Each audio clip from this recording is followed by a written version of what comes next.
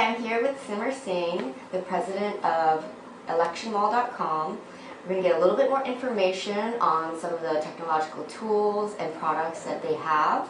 And the first thing we would like to talk today about is Web 2.0. What is Web 2.0 and how is it different than 1.0? Well, what's really interesting, Gracie, actually, when Robbie and I started the company back in 1999, we were originally the first political campaigns to actually hold virtual town halls. We sent out emails, we used BlackBerries in our campaigns, and we tried to engage the voters through the internet.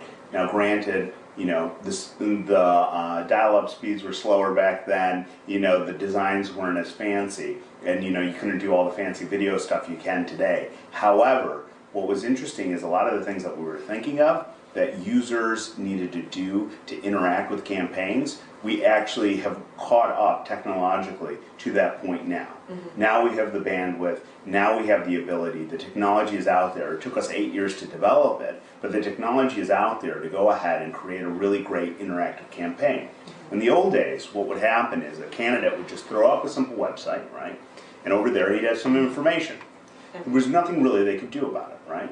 So, just to give you an example, Bob Dole, right? He was famous in 1996 in his campaign for giving one URL, and it turned out to be the wrong URL. Okay. So, it was one of those things where people didn't know where the internet fit into things. People knew that it was a great place for information, but they didn't know how to interact with it.